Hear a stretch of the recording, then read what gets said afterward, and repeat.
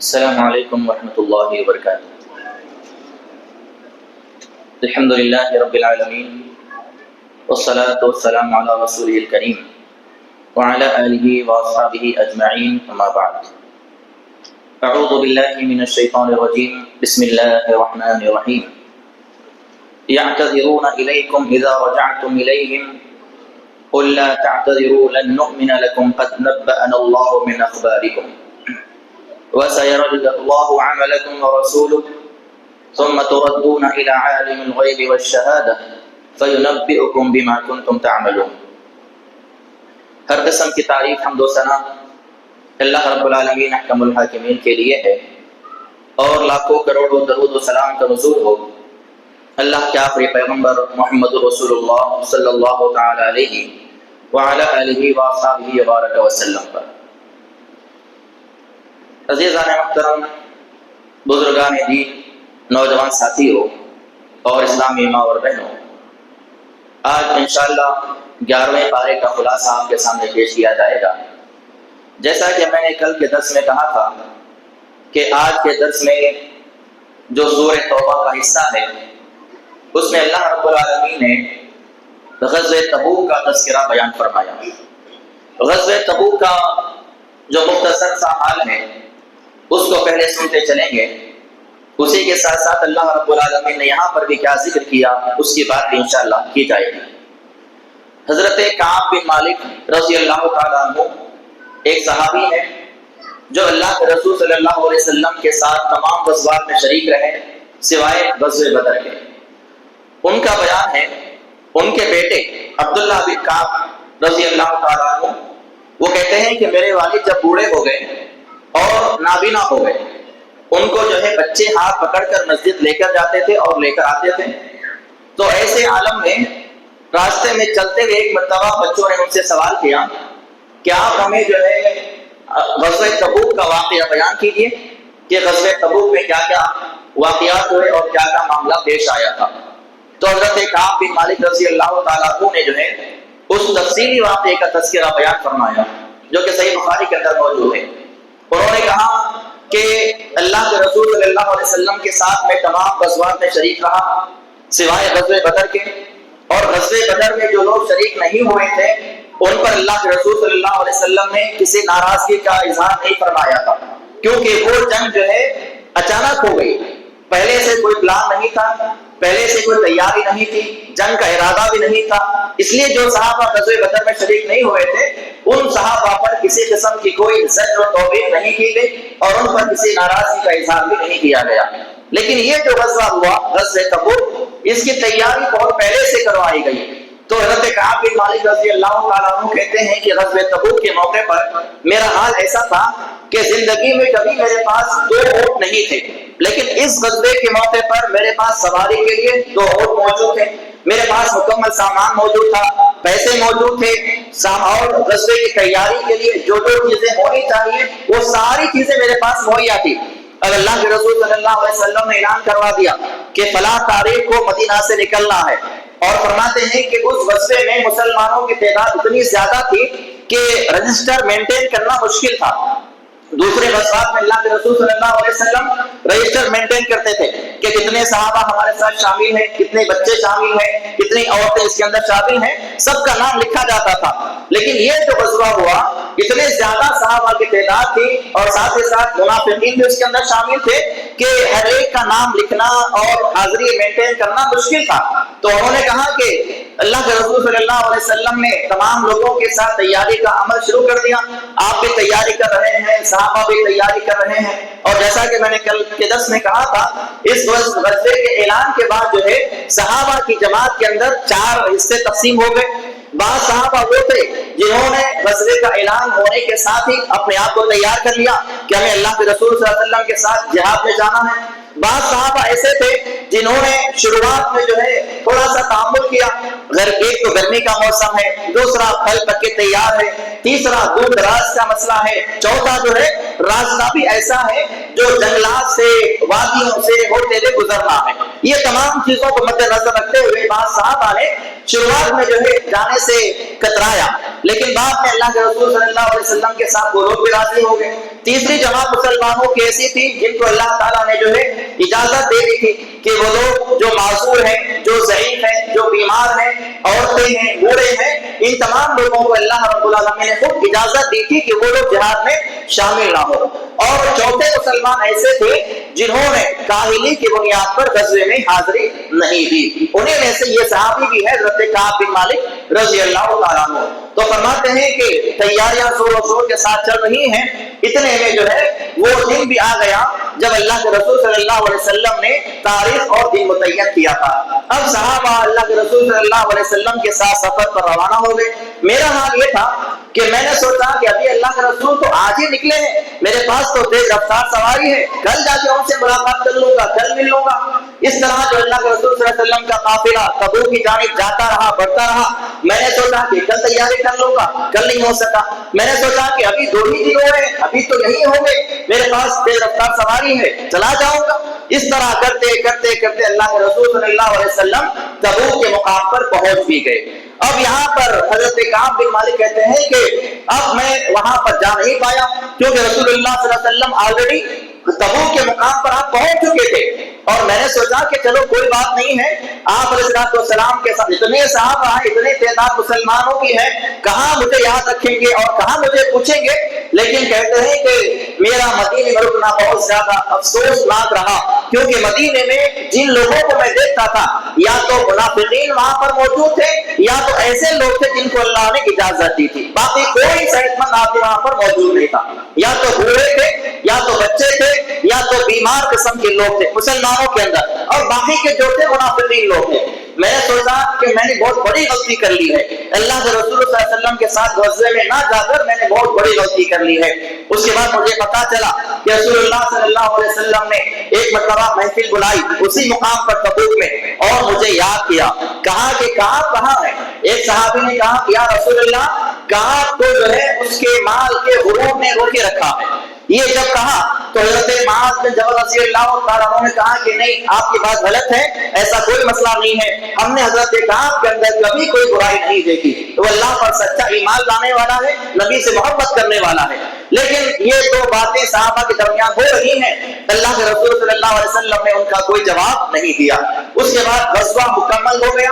اب اللہ کے رسول صلی اللہ علیہ وسلم وہاں سے واپسی کے لیے بھی آپ آ رہے ہیں، آپ نے خبر پہنچا کہ مدینے کے اندر ہماری واپسی ہو رہی ہے۔ اب حضرت کعب بن مالک رضی اللہ تعالیٰ عنہ جو ہے اپنے دل میں بے شمار باتیں لے کے بیٹھے ہیں کہ میں کیا جھوٹا بہانہ پیش کروں نبی کے سامنے۔ مشورہ کر رہے ہیں، اپنے بڑے لوگوں سے، بزرگوں سے سوال کر رہے ہیں کہ ایسا ایسا معاملہ ہوا ہے، اب میں نے بھی نبی کی بارگاہ میں کیا کہو۔ جیسے جیسے دن قریب آتے گئے، اللہ کے رسول صلی اللہ علیہ وسلم کا قافلہ مدینے کے قریب پہنچتا گیا، یہاں تک کہ اللہ کے رسول صلی اللہ علیہ وسلم مدینہ منورہ پہنچ گئے۔ جب آپ مدینہ آئے تو آپ کا معمول یہ تھا کہ جب بھی آپ سفر سے واپس آتے، سب سے پہلے آپ مسجد میں آتے، 2 رکعت نماز پڑھتے، اس کے بعد صحابہ کے ساتھ بیٹھتے، جو کچھ کے معاملات ہوئے ہیں، کیا کیا کمی تھی، کیا کیا خامیاں تھی، وہ تمام چیزوں پہ جو ہے بات چیت وہاں پر ہوا کرتی۔ آپ نے ایسا ہی کیا، سیدھا مسجد کے اندر آئے، آپ نے نماز ادا فرمائی اور نماز کے بعد آپ نے مجلس سجائی۔ اللہ رب العالمین یہاں بیان فرمایا 11ویں پارے کی پہلی آیت میں، یعتذرون الیکم اذا رجعتم الیہم، جب آپ واپس آئیں گے تو یہ لوگ آپ کے سامنے جھوٹے بہانے پیش کرتے ہوئے آئیں گے، عذر پیش کریں گے، اور ایسا ہی ہوا۔ اللہ کے رسول صلی اللہ علیہ وسلم بیٹھے ہوئے مسجد کے اندر، اب ایک ایک کو بلایا جا رہا ہے، غزوے کے اندر فلاں لوگ نہیں آئے، ان تمام کو پیش کیا جائے۔ وہ سارے کے سارے منافقین تھے، سارے لوگ آتے گئے اللہ کے رسول کی بارگاہ میں جھوٹے بہانے بناتے گئے۔ کسی نے کہا کہ میں بیمار تھا، کسی نے کہا کہ بچے بیمار تھے، کسی نے کہا میرے پاس سواری کا انتظام نہیں تھا، کسی نے کہا میرے پاس مال نہیں تھا۔ یہ سارے بہانے وہ لوگ بناتے گئے، یہاں تک کہ اللہ کے رسول صلی اللہ علیہ وسلم نے بیان فرمایا کہ جن جن کے بہانے آپ نے سنے، سب کے بارے میں کہا کہ تمہارا جو معاملہ ہے اللہ کے حوالے کرتا ہوں اور تمہارے لیے استغفار کی دعا کرتا ہوں۔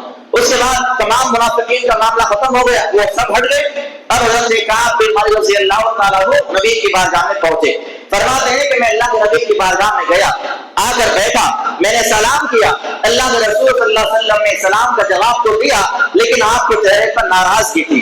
آپ نے ناراضگی سے میرے سلام کا جواب دیا اور اشارے سے کہا کہ قریب آؤ. میں 2 قدم اور نبی کی بارگاہ میں جا کر بیٹھا. قریب آ کر آپ نے سوال کیا کہ اے کعب بن مالک کیا بات ہے تم جہاد میں شامل نہیں ہوئے؟ کیا تمہارے پاس سواری نہیں تھی؟ اللہ کے رسول صلی اللہ علیہ وسلم سے کعب بن مالک نے کہا یا رسول اللہ اگر میں اس وقت کسی دنیا دار آدمی کے سامنے بیٹھا ہوتا تو میں بہت زیادہ جھوٹے بہانے بنا دیتا اور میرے پاس بولنے کی بڑی صلاحیت ہے. میں جو بات بولوں گا آپ یقین کر لیتے تھے. لیکن آپ کا معاملہ ایسا ہے اگر میں یہاں پر آپ کے سامنے جھوٹا بہانہ بناؤں گا اور آپ کو راضی کرنے کی کوشش کروں گا تو اللہ تعالیٰ آپ کو وحی کے ذریعے اطلاع دے کر میرے بارے میں ناراض کر دے گا. لہٰذا میں جھوٹا بہانہ نہیں بناؤں گا, جھوٹی بات بالکل نہیں کہوں گا. صرف اور صرف کاہلی اور سستی کی وجہ سے میں جہاد میں حاضر نہیں ہو سکا. انہوں نے صاف صاف بات فرما دی. اس میں اللہ رسول صلی اللہ علیہ وسلم نے فرمایا کہ ٹھیک ہے آپ جاؤ, یہاں سے چلے جاؤ, اللہ تعالیٰ آپ کے بارے میں فیصلہ نازل کرے گا, اس وقت ہی ملاقات کرنا. لہذا کعب بن مالک رضی اللہ تعالیٰ عنہ مسجد سے باہر آئے. آنے کے ساتھ ہی کچھ قبیلے کے لوگ ان کو ملاقات ان سے ملے, بنو سلمہ کے لوگ ان سے ملاقات کی اور کہنے لگے اے کعب تمہیں کیا ضرورت تھی صحیح بولنے کی؟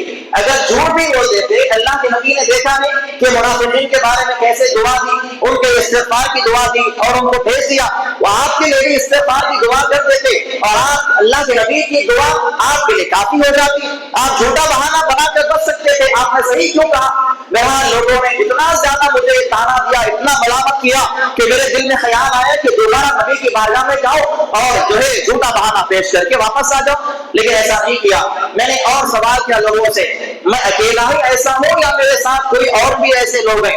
تو بتایا گیا کہ آپ کے ساتھ اور 2 بزرگ ہیں, ایک مرارہ بن ربیع ہے, دوسرے ہلال بن امیہ ہے رضی اللہ تعالیٰ عنہما.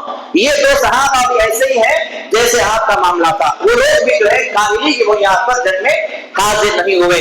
جب ان کا نام میں نے سنا تو مجھے تسلی ہو گئی کیونکہ وہ تو بدری صحابی تھے. میں تو جنگ بدر میں شامل نہیں ہوا تھا لیکن وہ صحابہ بدر کے اندر شامل ہونے والوں میں سے تھے اور بڑے نیک بڑے اللہ والے لوگ تھے. جب ان لوگوں کے نام میرے سامنے پیش کیے گئے میں اپنے گھر کو چلا گیا. اب اللہ کے رسول صلی اللہ علیہ وسلم نے جو ہے اعلان کروا دیا پورے صحابہ کے اندر کعب بن مالک سے, مرارہ بن ربیع سے, ہلال بن امیہ سے کوئی بات نہیں کرے گا. نہ ان سے بات کی جائے گی, نہ ان سے کاروبار کیا جائے گا, نہ ان سے لین دین کیا جائے گا, نہ ان کو سلام کیا جائے گا, نہ ان کے سلام کا جواب دیا جائے گا. مکمل سماجی بائیکاٹ کر دیا گیا 3 صحابہ کے بارے میں. اللہ کے رسول صلی اللہ علیہ وسلم جب اعلان کر دیا تو مرارہ بن ربیع, ہلال بن امیہ یہ دونوں بزرگ صحابہ تھے, یہ گھر کے اندر ہی پڑے رہے. آگے حدیث میں آتا ہے کہ اتنا زیادہ وہ لوگ روتے گئے گھر سے باہر نکلنا بھی گوارا نہیں سمجھا. لیکن کعب بن مالک کہتے ہیں کہ میرے اندر ہمت تھی, میں باہر آتا تھا, بازاروں میں آتا تھا, مسجد میں آتا تھا, مسلمانوں کے ساتھ نماز پڑھتا تھا, لوگوں کو سلام کرتا تھا, لیکن نہ میرے کوئی سلام کا جواب دینے والا تھا نہ کوئی مجھ سے بات کرنے والا تھا. میں مسجد میں آتا, اللہ کے نبی بیٹھے ہوتے, میں دیکھتا اللہ کے نبی بیٹھے ہوئے ہیں, آپ کو سلام کرتا, آپ چہرے کو پھیر لیتے. اس کے بعد میں نماز میں لگ جاتا, میں نماز پڑھتے پڑھتے کن کی آنکھوں سے آپ کو دیکھتا, تو جب میں دیکھ رہا ہوتا تو محسوس کرتا کہ آپ مجھے دیکھتے ہیں, لیکن جیسے ہی میری نگاہ نبی پر پڑتی ہے نبی چہرہ پھیر لیتے ہیں. اس طرح سے معاملہ چلتا رہا یہاں تک کہ میں جب بازاروں میں جاتا لوگوں سے سلام کرتا کوئی جواب نہیں دیتا. اسی اثنا میں ہوا یہ کہ ایک بادشاہ جو غسان کا رہنے والا تھا اس کا ایک قاصد میرے پاس خط لے کر آتا ہے.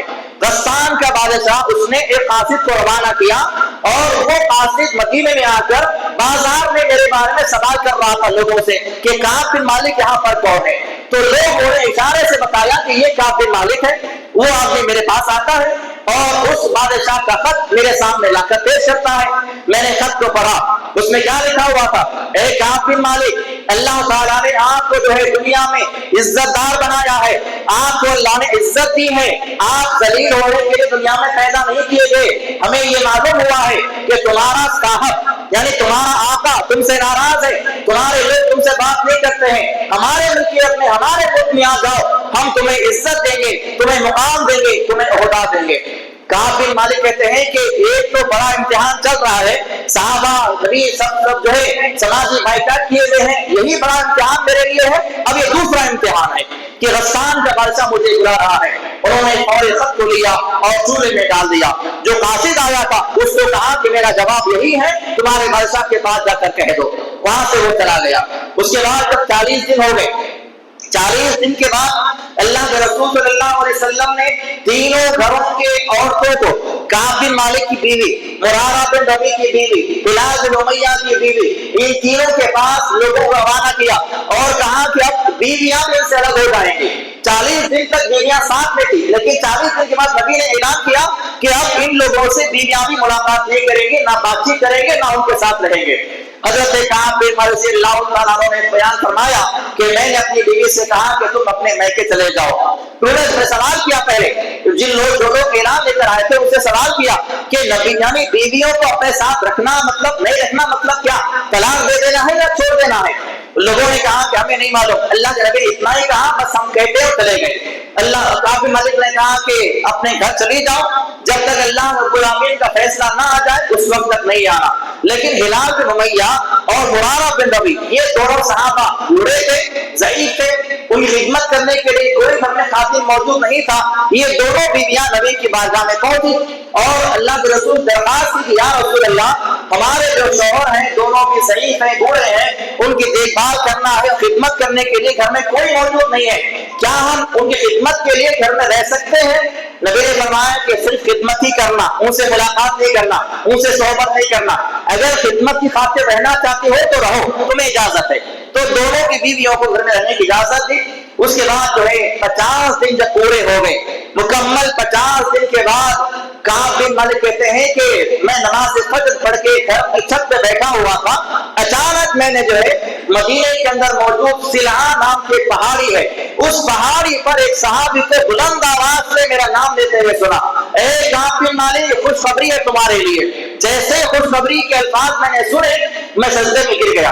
मुझे मालूम हो गया कि अल्लाह ताला ने हमारी तौबा कबूल कर ली है। उसके बाद सहाबा का जम घटा, एक एक करके मेरे पास आने लगे। कोई घोड़े पे आ रहा है, कोई तेजी के साथ भागते जा रहा है, कोई बुलंद आवाज से अपने घरों की छतों पे से चीख रहा है, हर कोई आवाज लगा रहे हैं, काब बिन मालिक, मुरारा बिन रबी, हिलाल बिन उमैया, तुम तमाम को अल्लाह ने माफ कर दिया है और तुम्हारे बारे में अल्लाह ताला ने कुरान नाज़िल कर दिया है। उसके बाद तमाम सहाबा, ये तीनों सहाबा को अल्लाह के नबी की बारगाह में बुलाया गया। काब बिन मालिक कहते हैं कि जब मैं अल्लाह के नबी की बारगाह में आने लगा तो मस्जिद के इब्तिदा से ही सहाबा खड़े हो रहे हैं, मुझे मुबारकबाद दे रहे हैं, गले मिल रहे हैं, हाथ मिल रहे हैं। मुबारकबाद देते देते नबी की बारगाह में जब पहुंचा, अल्लाह के नबी के चेहरा जो है खुशी से चमक रहा था। अल्लाह के नबी ने फरमाया कि काब बिन मालिक, तुम्हारे मुबारक हो। मैंने सवाल किया कि या रसूल अल्लाह, ये जो माफी है आपकी जानिब से है या अल्लाह की जानिब से है? उन्होंने कहा, अल्लाह के नबी ने फरमाया कि नहीं है काब, ये मुबारकबादी का जो मसला है या तुम्हारी माफी का जो मामला है अल्लाह की जानिब से है, मेरी जानिब से नहीं। अल्लाह रब्बुल आमीन तुम्हारे बारे में और तुम्हारे दो साथियों के बारे में कुरान नाज़िल फरमाया कि जो 3 लोग थे हकीकत में वो ईमान वाले लोग हैं, अल्लाह ताला ने उनकी तौबा को कबूल फरमा लिया है। तो अल्लाह ताला ने इस पूरे वाक़े को यहाँ पर तफसील के साथ बयान फरमाया है।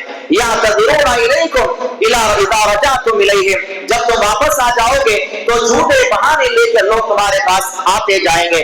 और उसके बाद जो है अल्लाह रब्बुल आमीन ने आगे जो है साबिक़ूनल अव्वलून का तज़किरा फरमाया, वस्साबिक़ूनल अव्वलूना मिनल मुहाजिरीन वल अंसार वल्लज़ीना तबअूहुम बिइहसान।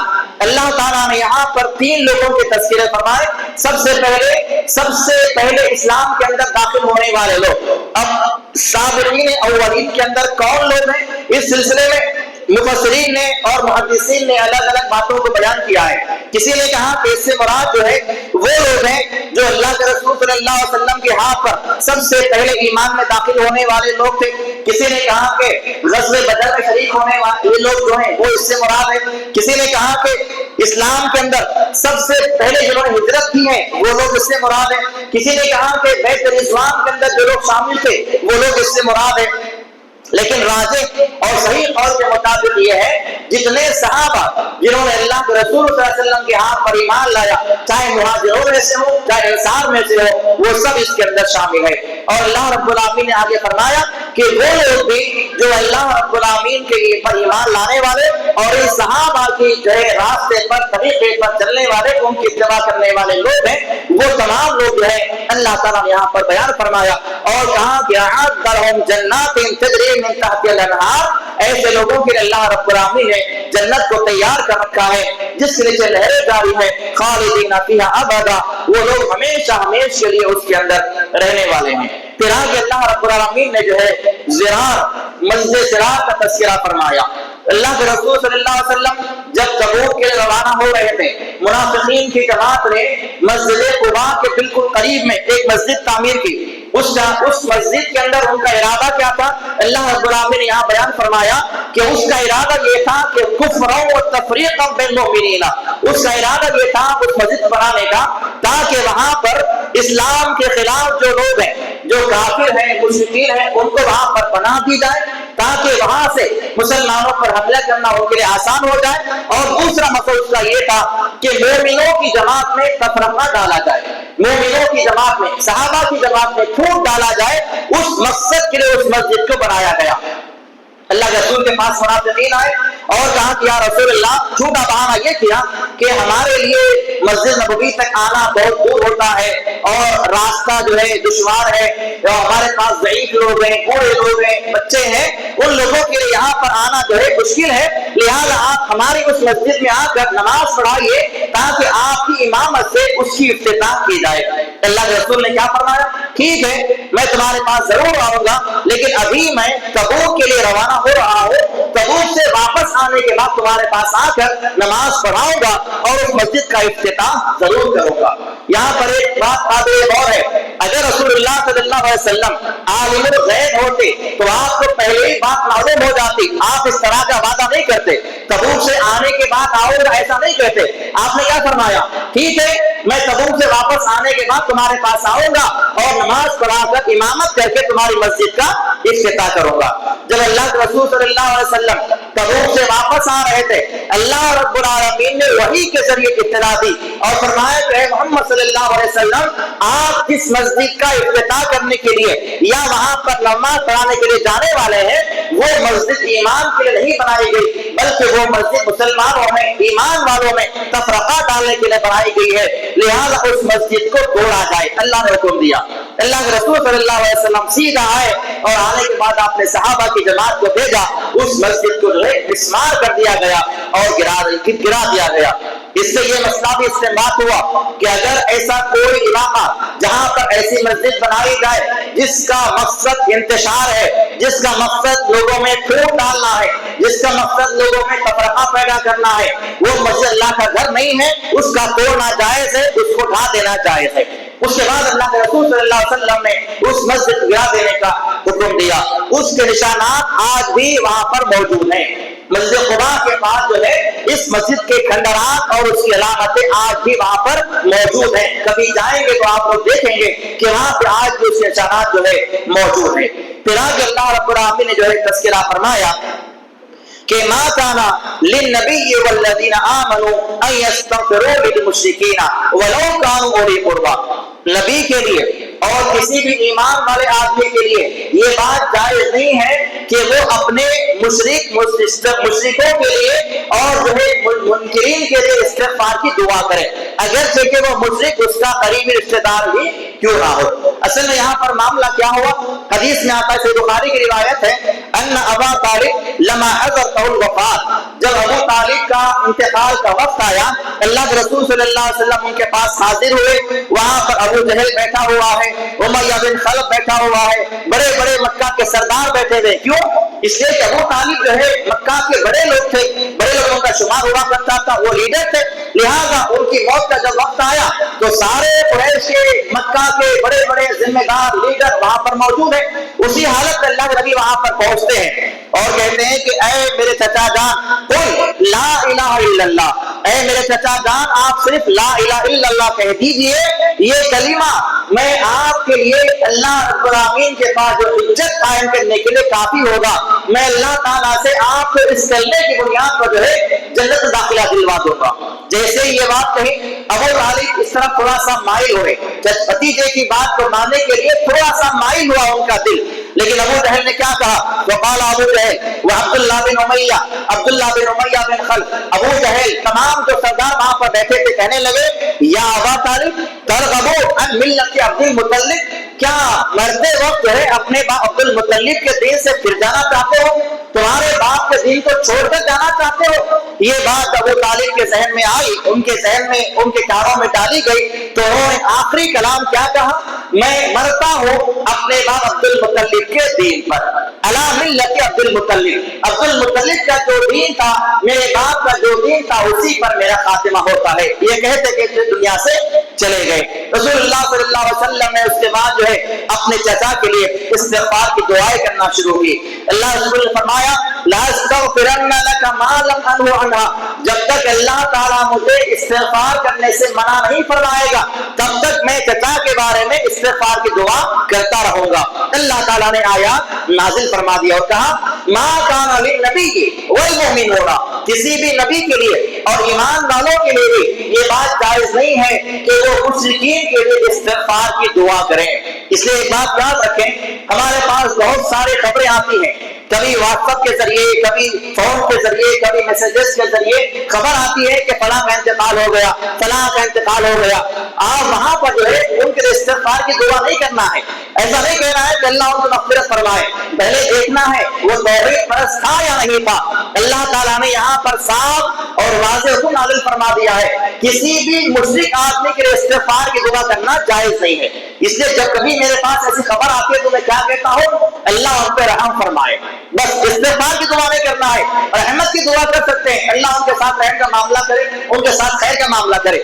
ہاں اگر توحید پرست ہمارا بھائی تھا، توحید پرست ہماری بہن تھی، آپ کو معلوم ہے تو ان کے لیے آپ استغفار کی دعا کر سکتے ہیں۔ تو اللہ تعالیٰ نے یہاں پر ایمان والوں کو بھی اور اللہ کے نبی کو بھی اس بات سے منع فرمایا کہ کسی بھی مشرک آدمی کے بارے میں استغفار کی دعا جو ہے نہیں کی جائے گی۔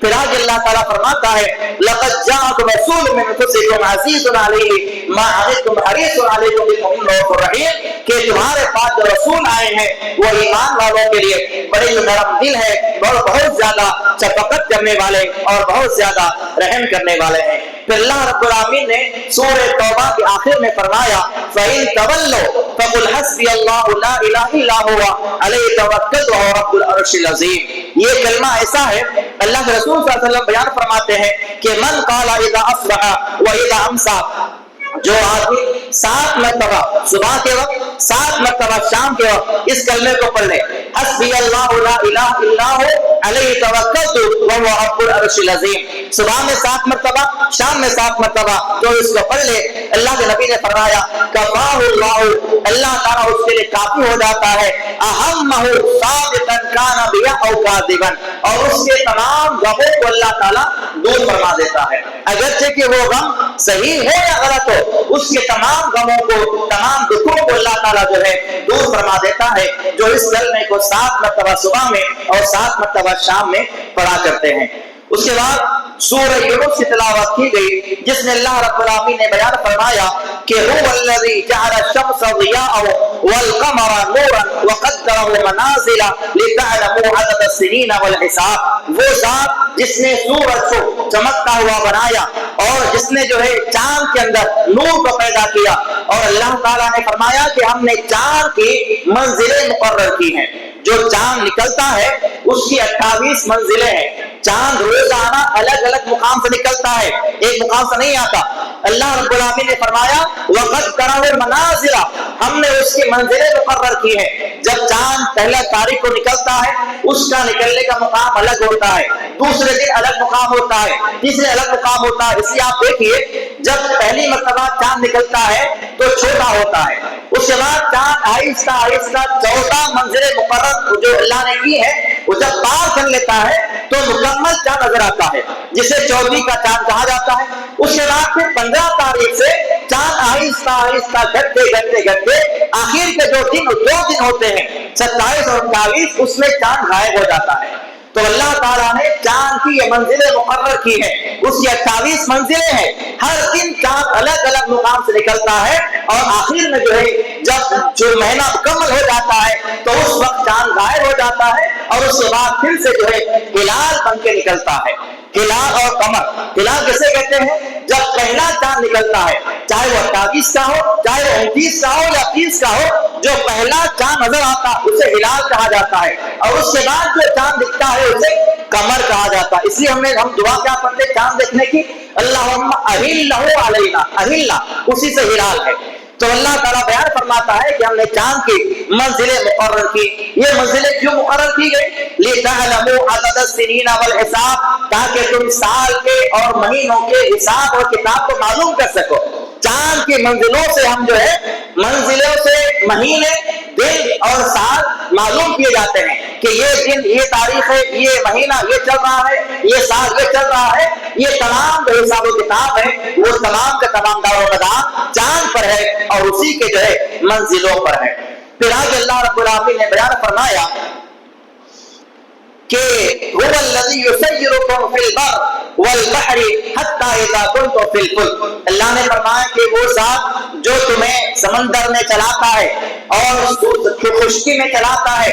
اللہ رب العالمین آگے فرماتا ہے حتی اذا کنتم فی الفلک، یہاں تک کہ تم سمندر میں نکل جاتے ہو، کشتیوں میں سوار ہو جاتے ہو اور تم پر جو ہے بہترین خوشگوار ہوا آتی ہے، اس ہوا سے تم لوگ خوش ہو جاتے ہو۔ اس کے بعد ہوتا یہ ہے اچانک سمندر میں طوفان آ جاتا ہے اور تمہاری کشتی جو ہے ڈگمگانے لگتی ہے، تو تم سمجھ جاتے ہو کہ اب تمہارے لیے ہلاکت ہے۔ ایسے عالم میں تم کیا کرتے ہو؟ دعوا اللہ مخلصین لہ الدین، تم اللہ تعالیٰ کو اخلاص کے ساتھ، الہیت کے ساتھ، عاجزی کے ساتھ پکارتے ہو۔ یہ جب واقعہ ہوا اور یہ آیت نازل ہوئی تو اکرمہ بن ابو جہل کہتے ہیں، اکرمہ بن ابی جہل یہ کون ہے؟ ابو جہل کے بیٹے اکرمہ ہیں۔ فتح مکہ تک ایمان میں داخل نہیں ہوئے۔ جب فتح مکہ ہوا، اللہ کے رسول صلی اللہ علیہ وسلم نے مکہ فتح کر لیا تو یہ مکہ سے بھاگ کر چلے گئے اور جانے کے بعد کشتی میں سوار ہو گئے اور وہ کر یہ ارادہ کیا کہ میں کہیں دور چلا جاؤں گا تاکہ نہ صحابہ کی مجھے صحبت ملے نہ نبی کی صحبت ملے۔ وہاں پر ہوا یہ کہ کشتی میں جب سوار ہوا تو کشتی میں اچانک طوفان آ گیا پانی کے اندر اور کشتی ہلنے لگی۔ اب جب کشتی ہلنے لگی تو کشتی کا چلانے والا جو آدمی تھا جسے ملا کہا جاتا ہے، اس نے اعلان کیا کھڑے ہو کر، اس نے کہا کہ دیکھو سمندر میں طوفان آ چکا ہے، اب اس طوفان سے بچنے کا ذریعہ ایک ہی ہے کہ تم اللہ کو یاد کرو۔ اکرمہ کہتے ہیں کہ جب میرے ذہن میں اس وقت یہ بات آئی کہ جب کشتی کو سنبھالنے والا، سمندر میں بچانے والا اللہ ہے تو خشکی بچانے والا کون ہے؟ اسی وقت میرے دل میں ایمان بیٹھ گیا اور میں نے ارادہ کیا اگر اللہ تعالیٰ مجھے آج یہاں سے نجات دے دے گا تو میں سیدھا نبی کی بارگاہ میں جاؤں گا اور ایمان قبول کر لوں گا۔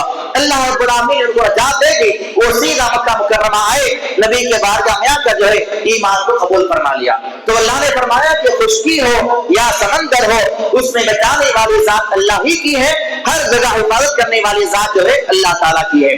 پھر آگے اللہ تعالیٰ بیان فرماتا ہے کہ دعواہم فیہا سبحانک اللہم و تحیتہم فیہا وسلام، کہ جب جنت میں لوگ داخل کیے جائیں گے تو ان کے آپس میں جو سلام کا طریقہ ہوگا اللہ نے اس کا ذکر فرمایا اور ساتھ میں یہ کہا کہ ان کی زبان پر اللہ کی تسبیح اور پاکیزگی ہوگی۔ یہ تسبیح اور پاکیزگی کیسے ہوگی؟ صحیح مسلم کی روایت ہے جیسے ہم سانس لیتے ہیں، سانس لینے کے لیے ہمیں سوچنا نہیں پڑتا میں سانس لوں یا نہ لوں، خود بخود سانس چلتی رہتی ہے۔ ایسا ہی معاملہ جنت میں داخل ہونے کے بعد جنتیوں کا ہوگا کہ وہ لوگ ان کی زبانوں پر اللہ کی تسبیح کلمات ہوں گے، سبحان اللہ، الحمدللہ، یہ جو کلمات ہوں گے ان کے سانس کی طرح ہوں گے، ان کو سوچنا نہیں پڑے گا۔ اذکار کے لیے، اللہ کی پاکیزگی بیان کرنے کے لیے بغیر سوچے بغیر سمجھے ان کی زبان سے کلمات نکلتے جائیں گے۔ اللہ رسول نے اس طرح فرمایا۔ اور آپ نے فرمایا کہ جب جنت کے اندر پہلا قافلہ یا پہلی جماعت داخل کی جائے گی تو ان کی صورتیں کیسی ہوگی؟ 14ویں رات کے چاند کی طرح، علی صورت القمر لیلۃ البدر، 14ویں رات کا جو چاند ہوتا ہے, روشن چاند ہوتا ہے, ویسے ان کی جو ہے صورتیں ہوں گی. لا یبصقون فیہا, نہ وہاں پر کسی کو تھوک آئے گا, نہ وہاں پر کسی کے ناک میں گندگی آئے گی, نہ وہاں پر بلغم آئے گا. اور اس کے بعد آگے آپ نے فرمایا کہ ان لوگوں کو, جنتیوں کو جو برتن دیے جائیں گے ان کے برتن سونے کے ہوں گے, اور جو کنگیاں وہ لوگ کریں گے من الذهب والفضة, وہ کنگیاں سونے اور چاندی کی ہوں گی. ومجامرهم وانوبا, ان کے بعد جو دعا دینے کے لیے جو چیز رکھی جائے گی وہ چیز مشک کی ہوگی. اور اس کے بعد آپ نے فرمایا کہ ان میں سے ہر ایک جنتی کو جو اللہ تعالیٰ دو حوریں عطا فرمائے گا, جن کے اتنا خوبصورتی بدن پہ ہوگی کہ ان کے پنڈلیوں سے ان کا گوشت اور ہڈیاں جو ہے نظر آتی رہیں گی. لا اختلاف بینہم, آپس میں کسی کے دل میں کوئی اختلاف نہیں ہوگا, سارے لوگوں کے دل بالکل پاک و صاف ہوں گے, اور وہ اللہ تعالیٰ کی تسبیح اور پاکیزگی جو وہاں پر بیان کرتے رہیں گے. پھر آگے اللہ رب العالمین نے بیان فرمایا, مشرکین مکہ سے بہت سارے سوالات کیے گئے, جن میں یہ سوال کیا گیا کہ قل من یرزقکم من السماء والارض, تمہیں زمین و آسمان سے روزیاں دینے والا کون ہے, تمہارے سننے کی طاقت دینے والا کون ہے, تمہاری آنکھوں میں دیکھنے کی قوت دینے والا کون ہے, زندوں کو مردہ کرنے والا, مردوں کو زندہ کرنے والا کون ہے, تمام قسم کے امور کو انجام دینے والا کون ہے. تو اللہ نے خود جواب دیا اور کہا فسیقولون اللہ, اے نبی آپ ان سے یہ سوالات کریں گے تو یہ خود یہ جواب دیں گے کہ زندہ کرنے والا اللہ ہے, مارنے والا اللہ ہے, روزی دینے والا اللہ ہے, تمام امور کو انجام دینے والا اللہ ہے. جب یہ لوگ کہتے اللہ ہے افلا تتقون, جب ساری بات تمہیں معلوم ہے تو پھر اللہ سے ڈرتے کیوں نہیں ہو. اللہ نے ایسے سوالات جو ہے مشرکین مکہ سے وہاں پر کروائے. پھر آگے اللہ تعالیٰ فرماتا ہے کہ الا ان اولیاء اللہ لا خوف علیہم ولا هم يحزنون, خبردار جو لوگ اللہ تعالیٰ کے ولی ہیں, جو اللہ تعالیٰ کے دوست ہیں, نہ ان پر کسی قسم کا خوف ہوگا, نہ وہ غمگین ہونے والے ہیں. الذین آمنوا وکانوا یتقون, جو ایمان لانے والے اور تقوی اختیار کرنے والے لوگ ہوں گے. اللہ نے یہاں پر جو ہے اولیاء کے اوصاف کو بیان فرمایا. ولی ہمارے نظر میں کون ہے, جو قبروں میں پڑے ہوئے ہیں, جن کی قبریں اونچی اونچی ہیں, جن کی قبروں پر قندیلیں جل رہے ہیں, چراغ جل رہے ہیں, اور جو ہے شال بچھی بھی ہے, پھول ڈالے ہوئے ہیں, وہ مسلمانوں کی نظروں میں ولی ہیں. اللہ نے یہاں پر کیا بیان فرمایا, اللہ کے ولی کون ہے, جو ایمان لانے والے, تقوی اختیار کرنے والے ہیں. آپ بھی اللہ کے ولی ہو سکتے ہیں, خواتین بھی اللہ کے اولیاء میں شامل ہو سکتے ہیں, ہر کوئی اللہ کا دوست ہو سکتا ہے جو حقیقت میں ایمان لانے والا ہو, اللہ سے ڈرنے والا ہو.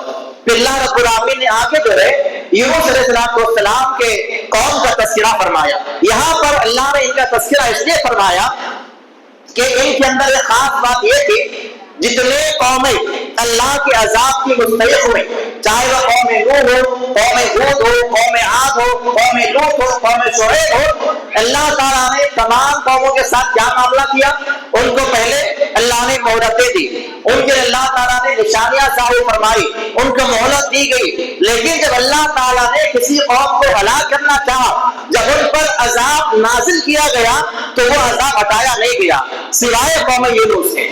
یہاں پر معاملہ یہ ہوا, اللہ نے فرمایا کہ یونس علیہ السلام نے اپنی قوم کے سامنے اللہ کی دعوت کو پیش کیا, جیسا کہ سارے انبیاء نے پیش کیا, لیکن قوم کے لوگوں نے اللہ کی دعوت کو ماننے سے انکار کیا, ان کی تکذیب کی. یونس علیہ السلام جو ہے اللہ تعالیٰ کی اجازت کے بغیر اپنے قوم سے مایوس ہوئے اور وہاں سے نکل گئے. نکلتے نکلتے کیا کہا, یہ کہتے ہوئے گئے اب تم انتظار کرو, تم پر اللہ کا عذاب آنے والا ہے, 1 یا 2 دن میں تم پہ اللہ کا عذاب آنے والا ہے اور تم کو اللہ تعالیٰ ہلاک کر دے گا. یہ کہا اور اپنی قوم کے پاس سے چلے گئے. جب چلے گئے اللہ نے فرمایا کہ ان کے اللہ رب العالمین نے جو ہے عذاب کے بادلوں کو نازل فرما دیا, عذاب کے بادل آ گئے, اور اللہ رب العالمین نے ساری قوموں کے ساتھ یہی معاملہ کیا.